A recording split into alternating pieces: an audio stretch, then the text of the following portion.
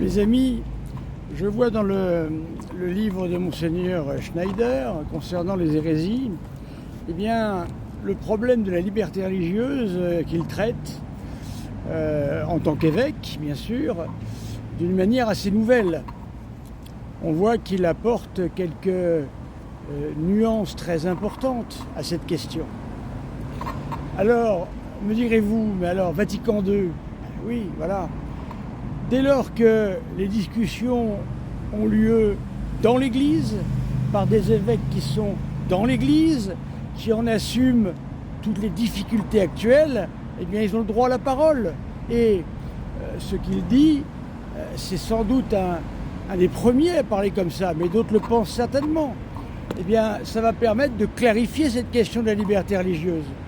Il est évident que, écoutez, je ne vous apprends rien en vous parlant de la complexité du monde actuel. Je ne vous apprends rien, vous le voyez bien. Tout est compliqué, rien n'est simple.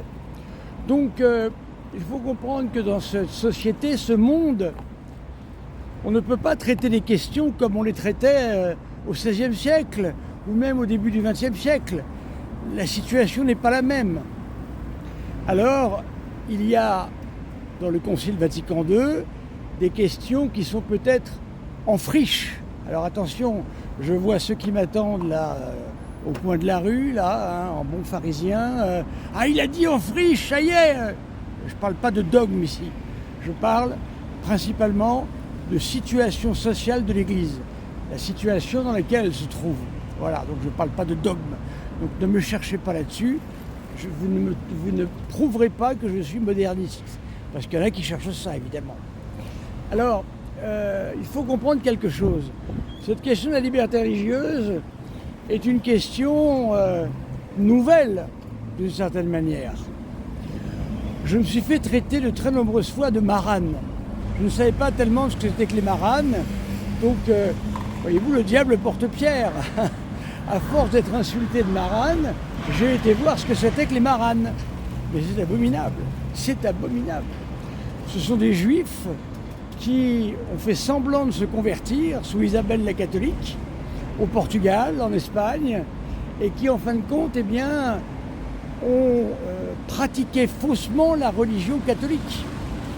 Ils avaient tout un vocabulaire à eux, ils avaient toute une série de manières de faire, d'entendre, de fêter leurs fêtes, qui étaient totalement en contradiction, bien sûr, avec la foi catholique. Alors, cette question des maranes m'a fait me poser des questions. Dans une situation comme la nôtre, là, nous ne sommes pas en chrétienté, mais nous serions en chrétienté, quel statut donnerions-nous à ceux qui sont d'autres religions? Voilà, la question, elle se pose. Messieurs de la fraternité Saint-Pédis et Sénévacantis et autres, passez votre chemin si c'est pour me dire attention modernisme. Non, si on ne peut discuter de rien, évidemment, il y a assez peu de chances que cette question avance de manière claire.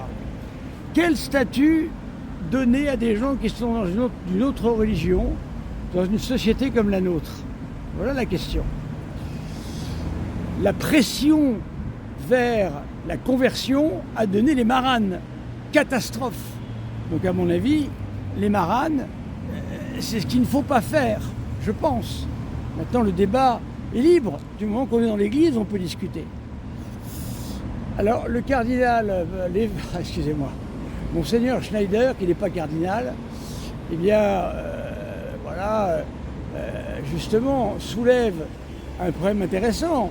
Il dit la liberté religieuse pour des gens qui sont de l'église de Satan, qu'est-ce qu'il en est? Voilà. Donc il est évident que lorsque l'on pense cela, on pense cela pour des gens qui sont de religion traditionnelle connue, bien sûr, pas n'importe quoi. C'est certain que on ne peut pas tolérer de donner un statut officiel des satanistes, c'est une évidence. La question dans la tête des pères conciliaires était surtout concernant le juif, concernant les musulmans, concernant les athées, etc. etc. Voilà. Donc C'est très intéressant la manière dont Monseigneur Schneider apporte cette question, car ça demande réflexion. Voilà. Donc c'est aux évêques de réfléchir à tout cela. Et comme par hasard, le Concile Vatican II a donné aux évêques une qualité particulière pour ces questions. Ça tombe bien pour Monseigneur Schneider. Il va pouvoir en discuter et en parler. En tout cas, je vois une voie qui s'ouvre, de la même façon que le pape Benoît XVI avait dit concernant la messe Saint Pie V, il a mis un coup à beaucoup de démolisseurs. Hein. La messe qui n'a jamais été interdite. Ben voilà, ben là, Monseigneur Schneider met un coup, là aussi, sur cette question de la liberté religieuse. En même temps, les gens qui sont de religion traditionnellement connue, encore une fois, judaïsme, protestantisme, islam, quel statut ont-ils? Voilà, aucun statut. Alors à ce moment-là, je ne comprends pas bien la situation de chrétiens par rapport à d'autres qui n'ont pas de religion ou qui sont sans religion. Voyez-vous, toutes ces questions-là se posent de manière imminente. Dire que c'est du modernisme que d'en parler, c'est mettre la poussière sous le tapis et c'est ne pas vouloir s'occuper d'une question très complexe. Surtout que nous sommes dans des sociétés très anticléricales, très anti-catholiques. C'est ce que nous voyons. Voilà, mes amis. Je n'espère pas ici apporter des choses extraordinaires, car déjà je ne suis pas évêque, mais je vais vous montrer comment un évêque prend la parole et peut justement faire bouger les choses et montrer peut-être la question sous un jour nouveau. Mettez-moi des commentaires, tout m'intéresse, vous le savez bien. Vous pouvez ne pas être d'accord avec moi, mais pas d'insultes. Je ne suis que le facteur, je ne suis personne d'autre qu'un facteur qui apporte des lettres.